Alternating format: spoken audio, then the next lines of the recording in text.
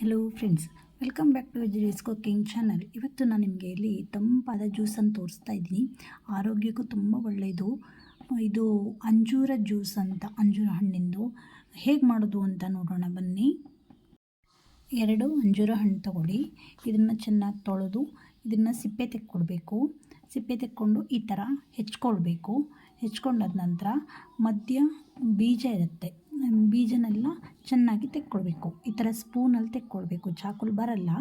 ಸ್ಪೂನಲ್ಲಿ ತೆಕ್ಕೊಂಡು ಅದನ್ನು ಚೆನ್ನಾಗಿ ಹೆಚ್ಕೊಳ್ಬೇಕು. ಚಾಕುಲಿ ಹೆಚ್ಕೊಂಡು ಮಿಕ್ಸಿಗೆ ಹಾಕಿ ರುಬ್ಬಿದ್ರೆ ಆಯಿತು.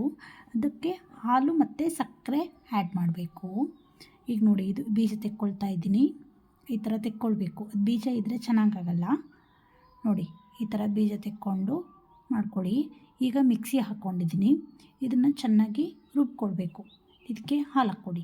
ತುಂಬ ಹಾಲು ಹಾಕ್ಕೊಳ್ಬೇಡಿ, ನೋಡಿಕೊಂಡು ಹಾಕ್ಕೊಳ್ಳಿ.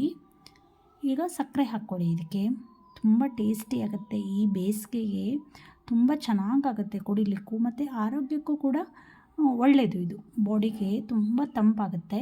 ನೋಡಿ, ಈ ಥರ ದಪ್ಪ ಆಗಿದೆ ಅಲ್ವಾ. ಈಗ ಇದಕ್ಕೆ ಮತ್ತೆ ಇನ್ನೊಂದು ಸ್ವಲ್ಪ ಹಾಲು ನೀರು ಸೇರಿಸ್ಕೊಳ್ಳಿ.